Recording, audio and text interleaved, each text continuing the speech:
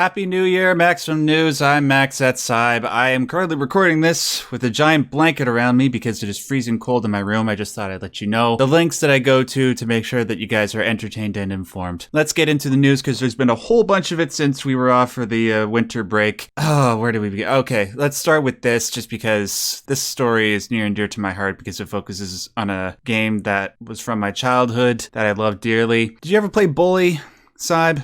No, actually, that's one of the games that I haven't ever really gotten a chance to get around to. And it's not because I didn't want to play it. It's more so to the fact that I've already experienced most of it personally, so therefore I kind of shied away from reliving that yet again. Yeah, so I understand. I loved it. It was a take on... I think we need more games like this, though, to be honest. Absolutely. Think we need more games like this. Yeah. It's one of those games that I very much... I think that there should be more stories told in that universe, tracking a whole bunch of additional characters. And I think a lot of parents should force their kids to play through multiple directions of it or outcomes of it or mm-hmm. It's something that I think is important. So yeah, kudos to it. It's a lot like GTA in that it's a commentary on the state of Americana, but also a commentary on the state of education and the way that it is done in America. And of course, you got a whole bunch of juvenile humor because it involves a bunch of kids going to school and people getting bullied, right? It was lovely. It was a lovely take on the classic Rockstar formula, and I wish that more creative reinventions of that formula would be done. And apparently, there was going to be a sequel to Bully. There were people asking for this game for a Bully 2 for a long time, but there was never any official confirmation out of Rockstar. But we had heard rumblings here and there about people saying, oh, I was hired on to do the music for Bully 2. Oh, here's some concept art that was supposedly for Bully 2. Well, a bunch of people over at Game Informer did a report that Bully 2 was in development, and they explained why it never happened. They spoke to 5 former employees of Rockstar. So I'm going to break down all the important bits of the story for you. It's going to be kind of upsetting, especially for those of you who are like me and loved Bully, because the way this game sound,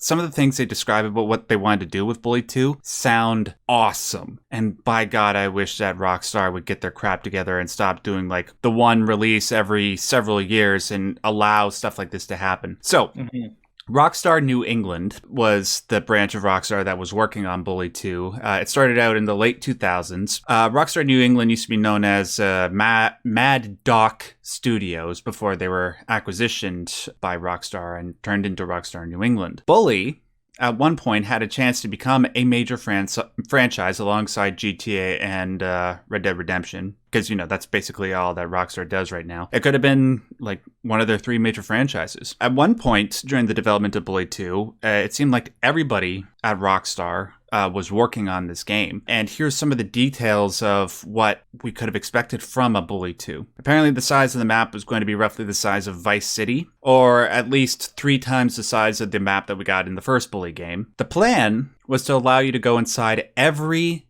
building in the game, which would be fascinating because that's something that we've all dreamed about ever since the original GTA trilogy came out. It would have an honor system, one that actually ultimately ended up being implemented into one of Rockstar's games, that being Red Dead Redemption 2, because, no matter what you do in that game, it ultimately contributes to your overall karma. So I guess instead of shooting a random person in RDR2 and having your karma go down, you pull a prank on somebody in Bully 2 and your reputation in the town would go down. You could break into houses, and here's something really cool.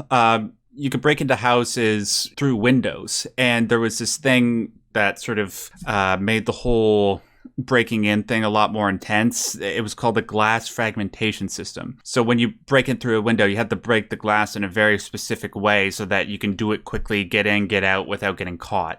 There's also in-depth climbing, sort of kind of what you do in Assassin's Creed, scaling all the buildings, just making it a lot more vertical. You could build friendships and relationships with multiple people.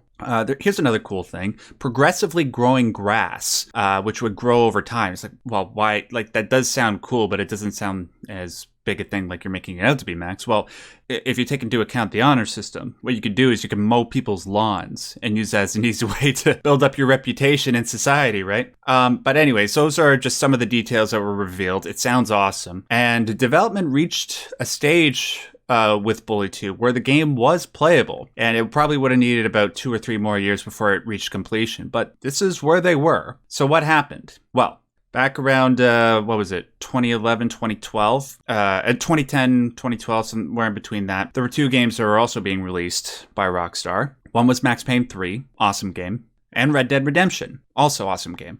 The developers at Rockstar New England, the ones that were working on Bully 2, were ultimately moved over to those projects so that they could be completed on time, and they needed the extra staff because if they didn't, the people that they did have would have to work ungodly hours. I imagine 24-hour shifts or something. That's curious because just for all you gonna listen to the whole show, that's going to come up a little bit later when we're talking about a different company and a different person. Oh, yeah. It's not like this is a completely unusual thing. We all know that happens a lot. It's just to a degree about how bad it is. So instead of 24-hour days, it was more like 12 to 16-hour days when it came to the crunch on games like Max Payne 3, Red Dead Redemption, and the expansions for GTA 4. Thankfully, all of those games turned out great. Unfortunately, what happened after these developers got moved over from Bully 2 over to these games was a sort of culture change at Rockstar. Here's a quote from one of the former developers that wish to remain anonymous. They said, "The culture just changed.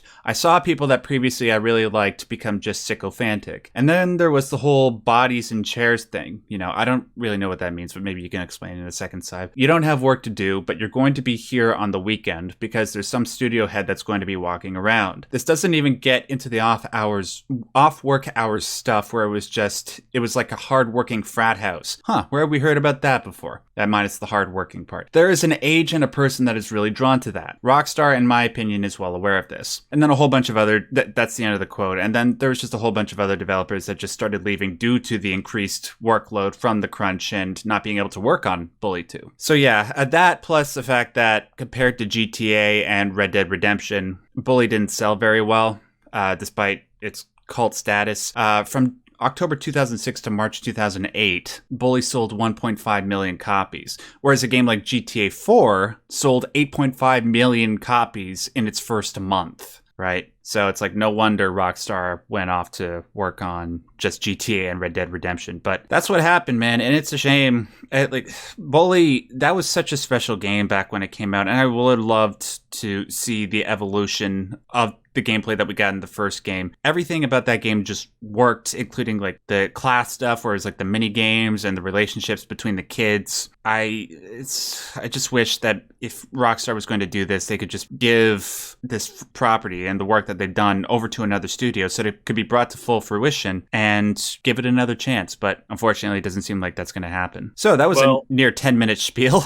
Side. Yeah. So, one of the things that we also found out, although I don't think I ever labeled it by name, but it was one of the rumors that I had heard, and one of the reasons why I've disliked EA for so long.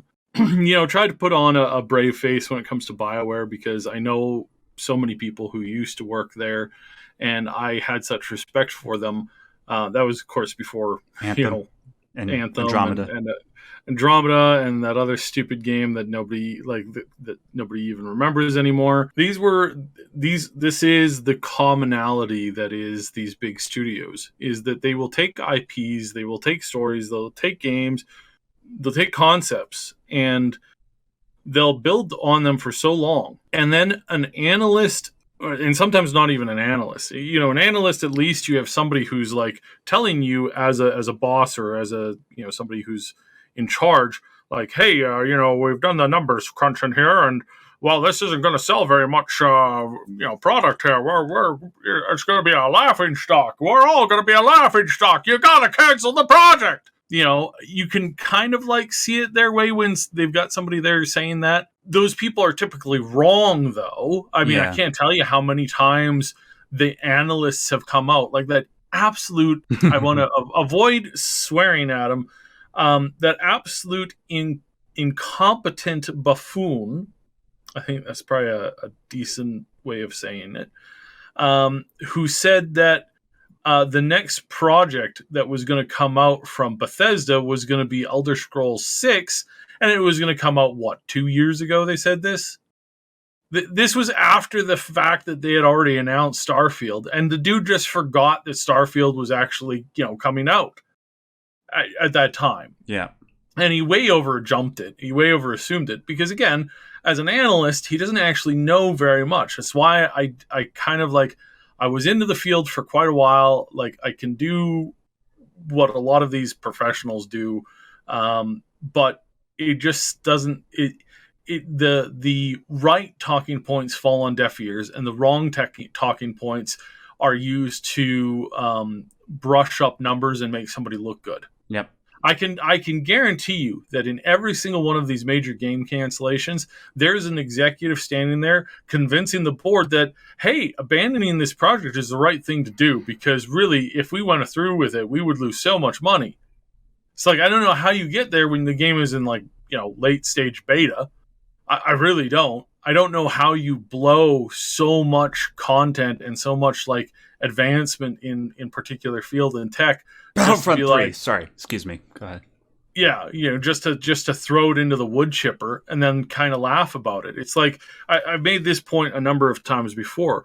EverQuest, is a brilliant IP, brilliant, started a whole genre essentially of online MMOs, and that newest iteration of that game, all of the art, all of the designs, all of the great concepts that was there, it is literally, and I'm not joking about this, this isn't some stretch, and I've said this so many times, I'm sure everybody's rolling their eyes. It is literally sitting in an hard asset vault of a mega corporation from Russia. Yeah. All that code is sitting in a vault where they think it's going to gather value. No. And it's I don't know what kind of idiot makes these decisions to just throw this stuff away when even putting out a product for free and then putting out the mod tools and then saying, yeah, we just want to, make a little bit off the side on that can have amazing side effects. I mean, how many games have we played that, and how many games have become a mainstay in a field because somebody coded it in a very, what we would call today, a very, very, very minor toolkit, mm-hmm. And obviously I'm noting Counter-Strike was created that way. Yep. And although it was a little bit more polished, so was Dota and League of Legends, essentially. And instead of embracing this concept of new young people creating the new concepts of gaming, and then finding some way to create a healthy ecosystem of progression and evolution from that standpoint, you have a bunch of corporate suits who go, nah, that just would really, it would really jeopardize our bottom line. I don't know how. Because Rockstar makes more money than Jesus, Allah, and the Queen combined by now with the shark cards. They could. It's stuff like that where it's like we're not moving with these big mega corporations. We're not moving towards good things in healthy ecosystems of gaming. It's elimination of the competition. We're moving to a place where more and more of the competition is put down. Anybody who comes up with an idea that changes the old is often, in many cases, in the case of Rockstar and Take-Two, are viciously, allegedly viciously gone after by the company to shut them down and prevent any of these people from creating a modification to the game that might draw in millions of new players. God forbid. Looking at Skyrim here. It's so stupid. And I also have to point a jab at what you were talking about before with Bully 2. That system of reputation that had been around in the original Fallout game. It's you couldn't just kill an old lady or a child or whatever during a quest because you had to, and then get away with it. It's nah, that followed you. And I know this because when my first full playthrough of the game, I came across one of the Easter eggs, and it's this little dude, and he's got this really cool piece of equipment, and I'm like, well, if I just kill the guy, I can take it. And then, and I didn't realize this because I was so young at the time. I didn't realize this until I got to the end of the game, and I got the bad ending, that I realized that my choice earlier in the game had a consequence to it. Yeah. It was really early in the game. It was like the first 2 hours of the game. I played over 60 to get to the end and realized that I had basically shot myself in the foot, being a good guy, but harboring this dark secret of secretly murdering an old man for his fancy cloak. Oh dear. It's like that. Those kinds of consequences in video games are a cool thing. I like them. I wish more of them were around. I really wish that more of the RPG side of storytelling could be more prevalent in some of these games. But yeah, I can see what's gone on here, just as it's gone on with EA, just as it's gone on with half a dozen other companies. And, you know, I talk a little bit more positively about Bethesda because it managed to shake the cloak of what was their old overlords. And albeit they have come under new overlords, some might say are, you know, Microsoft being more dangerous. But at the moment, Microsoft is saying what I wish every financier of video games would say, and that's just make a good product, make what you feel is your best product. Yes. And we will back you. And I understand that not everything is going to be a hit and a winner, but that's why we have an ecosystem of a lot of games. And your game might be a hidden polished gem. It might be something that just, you know, keeps people on the platform while they wait to play two different, you know, major titles. Mm-hmm. And that's okay because we're creating an ecosystem here, and all ecosystems need everything from worms to mud to, you know, the big trees and the big flowers. It's like you've got to have a little bit of everything in there. Yeah. And, you know, we saw what you've done before, and we believe that, you know, you have the product to, you have the ability to create that product again. That's what I wish and I hope that they would stick with. And do I think that Microsoft's going to stick with this? No, not forever. Not forever. I think we might get like maybe a good decade out of it. Like maybe a good decade, maybe more. Fingers crossed. That might be the case, but I mean, I'm not selling you that. That is equivalent to a bill of goods. Right now, I think that they're moving in the right direction. And what I want to focus on when we do talk about these things, because it is hard criticizing people all the time.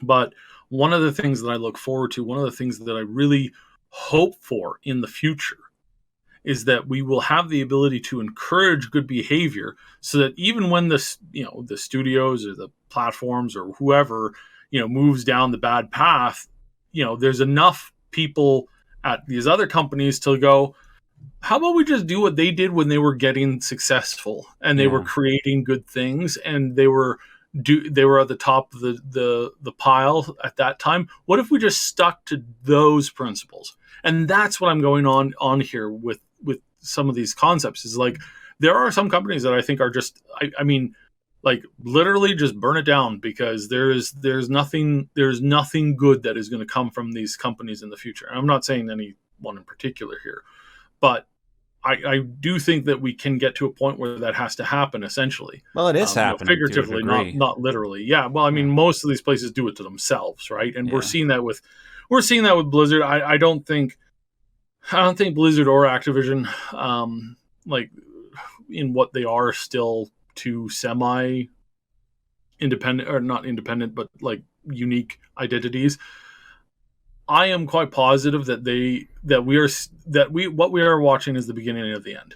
It is the you know, I think from a decade from now, we'll look back and we'll go, geez, remember what happened to Blizzard and Activision and how they just crashed and burned? It's like, I really do think that we're headed in that direction. They might be around in a decade from now, still selling Candy Crush on some more, you know, on the newest, you know, Elon Musk brain chip thing. But it's like, I don't think all of their major things are going to last, because there's too much rot in the company. Yeah. There's too much of this vile rot that's taken hold, and it's being replaced by, in some cases, it's being replaced by people who are trying, but I think in the majority of cases, it's being replaced by people who are extraordinarily selfish, and they just want it's they sit back and they kind of say, it's my time now. I'm going to shine. And these are the same people that took over from the previous people who took over from the previous people who built the thing to begin with. And each step is a, descending lower and lower into that pit where it's like, I have no respect for the people who came before me. In some cases, that's valid. Obviously, there's been some terrible people who've worked at Blizzard now that we found out. But the people who did good jobs, they're lumped in with that same concept of it's old, it's garbage. It doesn't matter if they were, good people or not. It's our time now. And that's a very dangerous thing to be in. And it's the same thing that's killed off, countries and nations and corporations in the past. This is not a new concept. This isn't a new idea. When you walk in and you disregard who and what the thing is that you're taking over, and you just kind of like go off half-cocked. I mean, the best example is some certain pirates that I remember reading about. It's like they were really good for a while, and then they, got changed out. Bunch of new people came in, and they said, "Oh yeah, well, you guys don't know what you're doing. We're going to show you the right way to do it." And then they crash and burn so hard. And it's that same concept of walking in with, breathing failure, and arrogance, not paying respect to what came before. Well, there's a really old saying. I don't know if you've ever heard this one before, but it goes something like, pride comes before destruction, maybe something like that. I don't know where I heard it before, but yeah, it's an old proverb that turns out is actually really accurate in a lot of places. And you have to be careful that you're never in that thing, right? Like, you got to be careful that you're not that person. So yeah. And I'm going to get into this in one of our next stories as to why I'm talking about. Well, let's do that right now, because this is going to be the major theme of the show. Is just developers not knowing what they're doing, and even then, do they know what they are doing? Do they not know what they're doing? It's just there's a whole bunch of information flying back and forth. The other thing here on this story that we're going to get into is like, can you always trust the people who are giving a critique? So let's hop into this. So Kevin Levine, is that how you pronounce it? Ken Levine. What did I say Kevin? Oh, my bad. Sorry. Yeah. No, it's Ken Levine. Not, for some reason I saw the I-N at the end of Levine, and I transferred that over because, because I'm crazy, the V-I-N. Anyways, it's okay. Sorry. Ken created a lot of the best games ever for a certain genre, right? Like, he is the artistry that comes with a lot of this stuff. And if you're wondering who he is, it's System Shock, Freedom Force, Thief, SWAT 4, Bioshock. Yeah. These are the games that he helped to create. He also did Bioshock. Infinite. He did all of the Bioshock games. This guy is in the heater today via Jason Schreier. Boo, Wendy Tisterberger. Boo. Yeah, I really don't like this guy because my biggest reason is he's a hypocrite. He's an absolute hypocrite. He has gone after and attacked people in the past that were part of that, thing that he's claiming to protect.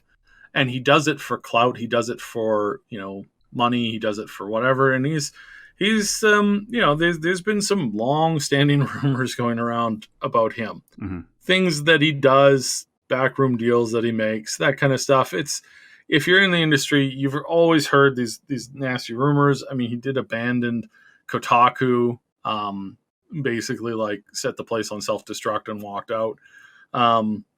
Whether or not they're ever going to come around again is big in question. He's worked for major corporations that have money and investment in companies that he badmouths their direct competition. And he never states that either. He never comes out, and says, hey, I make it quite clear, like, used to do some stuff with BioWare and BioWare associated people. I'm very clear about that. And I've always been very clear to say that, I don't want that to impact your reception of what you're hearing from me. So I'm always quite clear about that. Jason doesn't do even half that. He doesn't even come out and say what, in journalistic integrity, something that's really important to say, hey, this company that I'm bad mouthing right now, well, actually, their direct competition releasing a major game this year in the same release window. Well, actually, I work for that company because they own a sister company that's doing that, and I work for this company, and it's he doesn't mention that at all, which is just so dirty. It's so pathetic. Tim Surratt had some words. Surratt. I'm really bad at French. Okay. He comes out and he says, Schreier is despicable, absolute trash journalism, and most devs think the same privately. And I can confirm that. I have never spoken to a games journalist who's like, oh yeah, Jason Schreier, that Kotaku, that Polygon, they're really good people. They have our best interests at heart. No, they all know that if you show weakness, a weakness that they can take advantage of, doesn't matter if it's true or not. If they could take you down and get a load of clicks out of that, they will do that without hesitation. Yeah. Without hesitation in the slightest. And that's really just our media overall. And it's just, so he's come out and he said that Ken knows nothing about what he's doing. The latest game that he's coming out is absolute garbage. It's a complete failure. I believe it's Bioshock related. I don't think so, actually. That's the rumors, right? And we don't know because they haven't announced anything. So, we'll take whatever they're working on with a grain of salt. But they have been working on this for coming up on 8 years now. Yeah. Whatever title this is, he did, after Bioshock Infinite, he did cut the company essentially in half, rebranded, and then started working on this project. That was almost 8 years ago. Good Lord. We're getting so old. This is scary. And a lot of people left the company in the time being. A lot of them had survivor's guilt. A lot of them lost friends and the people that weren't brought over. Some people got tired of the development hell. And I will criticize some people. Some people are saying it's not development hell. I would disagree. Now, Jason did say development hell. That was used in the title. Whenever a game hits past the 6-year mark, you're in a form of, development hell. Is it accurate to say that it is entirely that, or it is that in its worst category? No, but it's also not fair to shrug off and say, well, all games take 8 years to develop, don't you know? That's not true either. And most games that pass that 7-year mark don't actually end up shipping at all. There's a lot of games that and here's another metric for you too. Some of the games that take 7+ years to develop are some of the worst reviewed games when they do drop. Yep. And there's a whole bunch of them that Doom is one of, or not Doom, sorry, not Doom. Duke Nukem. Duke Nukem is one of those. And there's been a whole bunch of other games. We talked about Kingdom Under Fire 2. We talked about a whole bunch of these other things where it's once you get stuck in development hell, which is, again, not necessarily the same term meant at the same time for all of the same examples, but when you do pass that 7-year mark, you are really pushing up against a very difficult release system. And why is that? It's because gamers change. In 8 years, you got a 12-year-old who loves your games, now a 20-year-old entering the workforce. That is a significantly different amount of time for certain games. And again, you could say an 18-year-old who's got lots of time and money, loves playing your games. Now he's a dad, or she's a mom, or whatever. And any combination, 8 years is a long time, and it's not even going to be ready this year. This is not coming out this year. Yeah, I think the article said that maybe 2 years. Yeah, 2 more years. Yeah, maybe. Now, again, that really that's brutal. A decade on one game. And it's not like Bethesda where they've got multiple. Sure, they've released Skyrim 15,000 times, but they also did Fallout 4. They also did Prey, Dishonored 2. Yeah. Well, I mean, those are other studios. So right. Yeah, sorry. Right. The Maryland studio itself, it's managed to put out at least 2 games. We got one coming out this year. Those are big jumps between it, but the majority of the staff have stayed there. I think that's like 90% retention rate, over 90% retention rate between Skyrim and Starfield. Whoa. That's amazing. That's crazy. That is amazing. It's also one of the reasons why you can never get it's really hard to get leaks out of Bethesda. Most of their leaks end up being technical, not somebody talking. So like a file or something getting accidentally leaked out. Again, not due to somebody putting it on the net on the sly, is literally somebody forgetting, putting something out and then it getting, accessed in some way that it shouldn't necessarily be accessed. You really can't get a lot of juicy gossip out of Bethesda because they are a single company that has only grown. They have not shrunk. The majority of the company is still there even after well over a decade. And that's a good thing. That is a very good thing. That's a healthy thing for a studio. You didn't have that here with Ken's studio. So there is a bit of a problem with that. Yeah. Now, the problem with the article comes out, and a lot of the reason why there's some backlash coming out about it, a lot of the people are sitting there pointing out the obvious thing is that where's the sources on any of this stuff? He makes a lot of grandiose claims that have absolutely no back. He hasn't backed it up at all. Mm-hmm. He's just like, yeah, trust me on this. There's been lots of complaints about his behavior. His behavior is erratic and megalomaniacal, and the guy's a crazy man. He's not saying that word for word, but he's alluding to that constantly throughout the article. And at no point does he actually come out with evidence for this. Now, sure, he might be protecting a source, but I mean, that's shoddy journalism. I mean, I don't talk about anything unless I can, say I can confirm this from at least 2 sources. And even then, not everything's always right. Or, there's been a couple of things we talked about, especially with Cyberpunk, where it was like we had gotten information on like their initial concept stuff, and then so long, which is why I'm trying to. We're going to be avoiding a lot of that kind of stuff in the future, because sure, it's great. It was really great for the clicks, but it gives people a false sense of what's coming. And again, this is what I want to bring up with this Jason's article here. It's really easy to stand on the outside and critique. Yeah. And I have done this a lot. I mean, I've already done this in this very episode that we've talked about, where I'm standing on the outside critiquing what they've done. But that's easy to do. It's a lot harder to do when it's a lot harder to take that when you're on the inside working to create something, and you're creating something from scratch in a lot of cases, and you're not, it's art. It's not exactly a smooth process. There's a lot of difficulty with that. You go to any art studio where somebody's actually creating high volume art, and you're going to see a lot of things in the garbage, mm-hmm. a lot of things in the garbage. And that's normal in a lot of cases, but it doesn't necessarily mean the artist has lost his edge or is a piece of, can't cope or perform correctly anymore.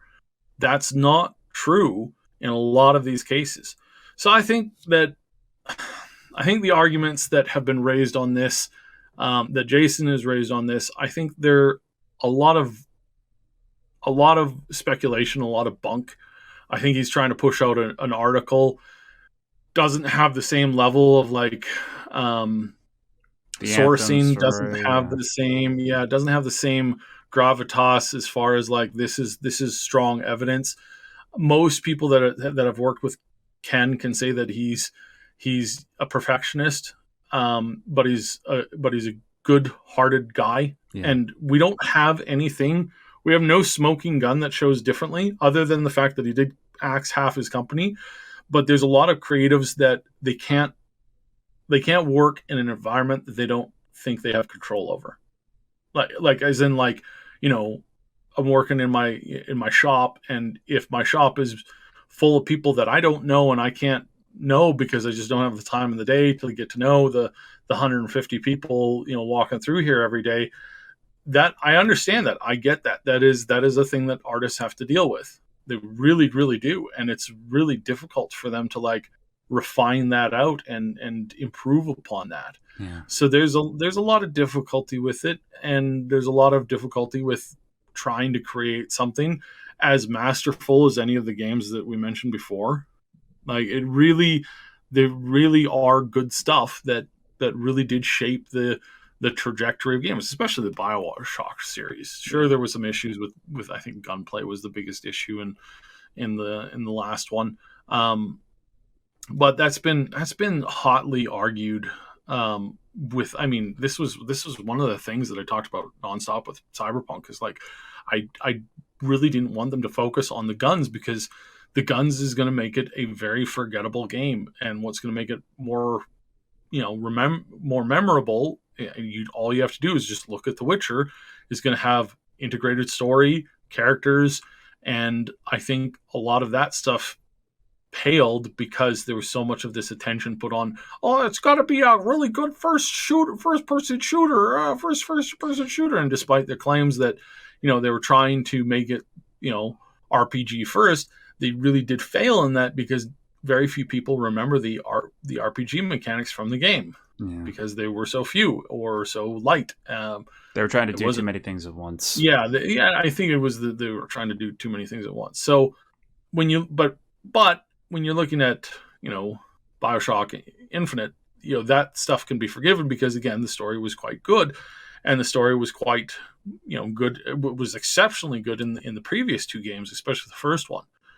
You know, there was a lot of those moments that turned people into gamers came from Bioshock 1. I remember a lot of really famous people now who back in the day were just kids, and their most memorable moment that turned them into a gamer was playing through Bioshock 1. Yeah. You know? Dude, I played that game for the first time like 12 years after it came out, and that game still holds up. It's amazing. Yeah, so that's the story there with that. I think that a lot of the criticism coming down on Jason is 100% accurate. The guy is not he is despicable in the sense that he will throw you under the bus if he thinks it'll increase his standing. He definitely has blocked and has treated extremely rudely, not just like, you know, hey, you farted in my vicinity, I'm just really insulted and I'm just going to like walk out on you now. Not something like that. Like going out of his way to shut people down that, you know, are in that bracket of, you know, people that he claims to want to protect. One of the things that has been obvious and has been said by pretty much everybody from the studio is that Ken's studio does not employ crunch time. They do not crunch. Yeah, everybody goes home how they at the end of the day. Yeah, and Jason talks about none of this. Absolutely doesn't even mention the fact that this guy solved crunch at his company, when this is the very thing that he claims is the biggest issue of today.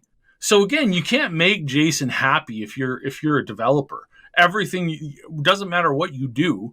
You're going to be, unless you praise him and you say, "Oh, Jason's the best guy ever." Right. That is truthfully, that is the only time I have ever seen him, like, you know, smile at a developer. Now, mind you, I haven't seen him very much, but it's really creepy when you have a sycophant who's a clear sycophant who's clearly sucking up to you, and that's the first time you put on a greedy smile and go, well, I'm going to write a nice story about you. Yeah. It's like, that's pretty disgusting, allegedly. Yeah, well, that's what happens when you used to work at Kotaku, and Kotaku used to be part of Gawker, and we all know what the people at Gawker were like before the whole Hulk Hogan thing. Yeah, so anyways, guys, two things can be true at once. Jason Schreier, he can do good exposés every now and then, but so can any other journalist. What differs between Jason and other journalists is that he used to work at a place like Kotaku, which is very famous for gossip and just trying to bring people down and cause drama, which is quite frequently what Jason Schreier has done and is doing in regards to this story. I'm sure that some of this story is true. I'm sure that Ken can be quite difficult to work with because of the nature of who he is, his perfectionism and all that. But there's no doubt that there are aspects of this overall story that are being ignored just for the sake of, like I just said a second ago, just for the sake of creating drama. And that is attested to by people that know Adam personally, including developers, people like Tim Surrey, people like Jonathan Blow, people like Brad Glasgow, the people that were mentioned in that Bellier video you sent me. So just bottom line, don't take everything that Jason Schreier says as gospel just because he's done a couple of really important stories. And yeah, so spent a lot of time on those two stories. Let's move on to the next one.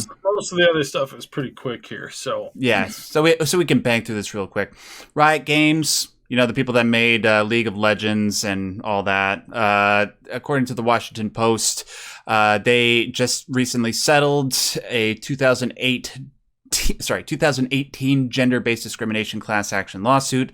They will be paying $80 million to members of the class action lawsuit and $20 million for the legal fees of the plaintiffs. So $100 million, which is 100 times what CD Projekt Red paid when it came to paying back the people that were suing them for false advertisement.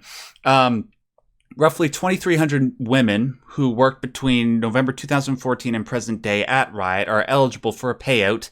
Let's see. And on top of that, Riot Games also agreed to specific workplace policy reforms, including greater transparency around pay scales for job applicants, not relying on just prior salary history to set employees' pay or assign job titles.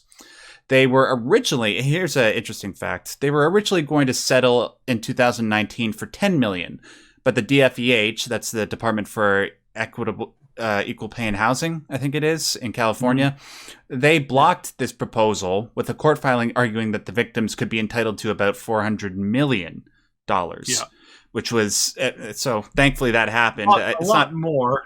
Yeah, now, a lot more. This is the exact same thing that's happening to Blizzard right now. The exact same thing. Only that that blockage didn't happen for Activision because they're really well connected to high-end government. And say what you want about that, but it was, they want to move that block because they're like, Blizzard's like, or Activision, I should say. Activision's like, oh no, we got in trouble with the law. Oh, how much is that going to cost us? Considering we make, several $1 billion a year. Well, that's going to cost you $10 million, sir. Oh, what will we do? Oh, no. Whatever shall we do? If we had followed the rules on this, it would have costed us easily $300 million. But now, in this particular case, I guess all's fair, love, and war. Here's your $10 million. So evil. Yeah. So evil. I stopped playing all my Blizzard games, all my active I was only playing the one thing, but even then I'm like, no, this is it. This is it. They're done. Yeah. And it's so disgusting. You know that voice you did? I've never heard Bobby Kotick speak. So every time I hear you do that voice about like the rich billionaire stereotype, that's all I hear coming from his face. I basically, like, again, I have heard him speak, and here's something that most people don't know is that before this whole thing happened with Bobby, he was on with, I believe it was MSNBC. I want to say it was either MSNBC or ABC, doing an interview talking about how great his company was, how much growth his company was having, how they were doing things right, and it's like, all this stuff was still there. All it would have taken was a couple of phone calls, some good old investigative journalism for that journalist who was having that just absolute fluff piece, to ask him some very heavy questions that he could not answer, Mhm. and that he would have like ran away from. This interview's over, that kind of stuff. A week. I think it was less than a week before it all broke. And so it's like, wow, corporate press, you guys are such shills. You guys are such dirty, filthy shills.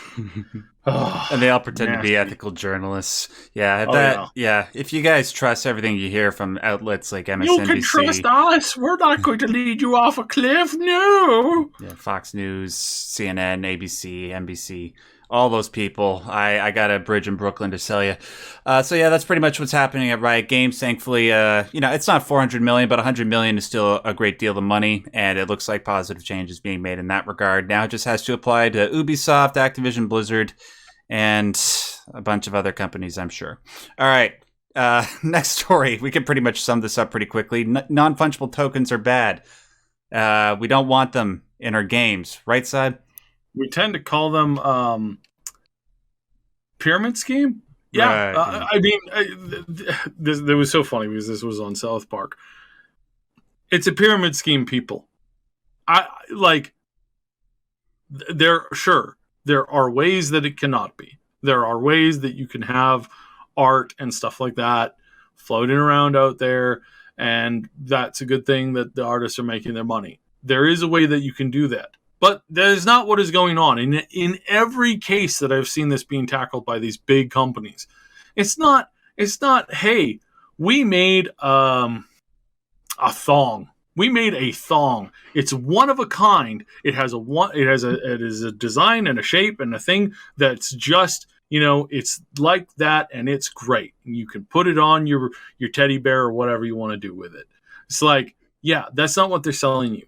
They're selling you mass-produced the same item, but it has a number code attached to it, and that number code is a little bit different than the other guy's number code, even though visually it's the same thing. That's called the pyramid scheme, people. Like, I'm like, when you can produce an unending number of stuff, like microtransactions in stupid phone games, you need 5,000 of those chips. All right, so 5,000 of those chips, is there a limited supply of these chips? No, we can make like literally 1 trillion of them overnight. It doesn't cost us anything to do that either. In fact, we just have accounts where we load up, 999 million or billion of these chips, and we use them for testing and stuff. Oh, so they don't actually have an intrinsic value that's unique to them. No, they are a scam. People. Oh, Lord, I can't believe how many people are jumping in on this. Again, the base kind of concept that you have in cases where small creators or something like that are maybe integrating it so that a modder comes up with a piece of armor or a gun or a weapon or whatever, and he makes it unique. And then he's like, I'm going to sell this to this one guy, and he's going to get the only copy of this thing. Then maybe you could say, yeah, that's unique. Yeah. Maybe you could say, yeah, that's going to work. But I don't think it's going to work. Maybe if you had servers, the old servers thing with MMOs. Maybe you had a server and there was only one item that, one my immediate armor piece or gun. Or... My immediate thing was to go to Thunder Fury. Because it's such a meme, but I don't want to include Activision Blizzard in this stuff. So you got one pear knife, right? That's on that server, and it's the one pear knife that's the legendary pear knife that the great Odin used to trim his own eye out, or cut his own eye out. Yeah, it's that pear knife, and it was lost, and there's only one available on the server, and it comes with this unique, NFT thing. And if you're going to sell that, or if you're going to trade it away, or if you're just going to hold on to it, you can do that with the technology of that system. Sure, again, that could maybe work, but again, that's not what we're seeing being implemented in all these places. It's not the NFTs that are coming from Sony. It's not the ones coming from Square Enix. It's not the ones coming from EA. None of this stuff is coming in this way. It's all coming in the mass-produced, here you go, here's another microtransaction that we're calling an NFT. Oh, you can sell it again. Huh. But actually, well, you can't actually sell it again. We're not going to allow you to sell this and undercut our price because we're manufacturing the same thing. It's the same thing. This is another form of microtransactions for idiots who think they're getting in on the action. You're not getting in on the action. You're being scammed. Stop, please, for the love of God, stop. If you are a gamer and you know somebody that's getting into this sort of stuff, encouraging developers to do this, even if they're your friend, I encourage you to do what Kevin Spacey did to that one guy in Swimming with Sharks, okay? Walk up to them and say the following. You have no brain. You have no brain. You have no idea what this is doing to the state of games overall. You have no idea how it's encouraging developers to put all their time and effort into stuff like this instead of actually making their games better. Case in point, what Konami is doing with their NFTs. This is why we're talking about NFTs in the first place, that and Final Fantasy XIV. What's Konami do? We're selling NFTs for the 35th anniversary of Castlevania. Yeah, they do that instead of renewing their license of the footage that's used in Metal Gear Solid 2 and 3 so those games can go back up on GOG. No, they're using it so they can get into the... And people are surprised. Why? We know Konami's evil. Why do you engage with their stuff? And then they're doing this with Final Fantasy XIV. Why? Why are they doing this? Because a whole bunch of people are coming into the game because everybody's leaving World of Warcraft. So what do? Oh, they monetize it. They do something just to piss everybody off. And they're like, oh, yeah, we know that people don't want this, but there's some people that do want it, so screw you. I'm hoping that I hope that everybody... I hope everybody who was listening earlier when I used my example understand the purpose of the example. If I made you think about putting a thong on a teddy bear, I have succeeded. I snuck that in there real good, and I hope everybody just gets a second mental picture of that. Yeah. It'll at least make you chuckle. It'll at least take your mind away from. Well, again, these topics are kind of heavy and they're a little depressing. So, let's move on to something positive. Fun. Yeah, let's. We were going to talk about how E3 was in person is canceled, but everybody kind of surmised that. Let's just go to the next story, which is actually positive. New South Park game. We loved South Park: The Stick of Truth and South Park: The Fractured Butthole. Apparently, there's a new one that's coming out. We talked about this on Maximum News, one of the shows that we did before we left for the winter break. It's going to be a 3D game. I have no idea how the hell that's going to happen, but if the last two were as good as they were, I trust that this one will be pretty good. And we have good reason to believe that it will be. South Park, the new game that's coming out, has officially announced their developer. It's being made by a developer known as Question. Question has worked on two previous games. One's called The Blackout Club, which is sort of like a first-person co-op horror game. And another game called The Magic Circle, which, ironically enough, due to all the stuff they were talking about before, The Magic Circle is about a QA tester for a game in development hell. So apparently those games were well received. But the reason why we should be surprised, even if you haven't... the reason why we should be enthusiastic, even if you haven't heard about those two games, is that the developers at Question are made up of ex-AAA developers whose team credits include the aforementioned Bioshock, all of the Bioshock games, by the way, 1, 2, and 3, Dishonored, Thief, Deadly Shadows, and the two most recent South Park games.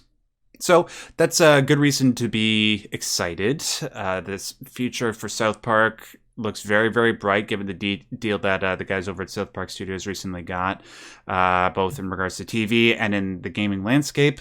Saib, I'm sure, this makes you happy. It does moderately. I don't think that the South Park games are exactly groundbreaking up to this point, but they're fun.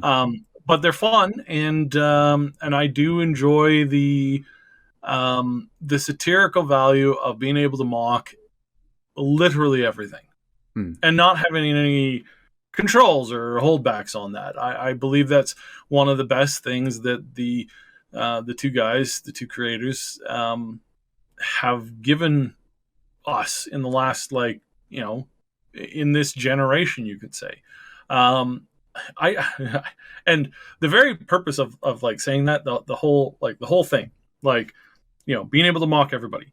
Now, I don't like mocking everybody. There's some things that I would rather not mock. That's me personally. I believe that, it would be really rude to make fun of somebody because of a certain characteristic or something like that. I don't like doing that personally. But in a world where there's somebody who's telling you who you can and cannot mock, aside from your conscience, who's saying, oh, no, you can't mock that person over there. You see that person? They're in the power club and you're not in it. So therefore you can't mock that person, and it's typically a politician is usually what ends up happening. Is it typically is politicians or clergy. And we all know what happens when politicians and clergy aren't held to account at the end of the stick of mockery. Like, you just have to go back the last couple of years and see what happens when that becomes the norm, and there's so many examples, and is it everybody? No, it's not everybody. Is everybody in the same, like it's not everybody. And so therefore, you don't have to mock everybody, but it's important that we have the ability to mock everybody to an extent.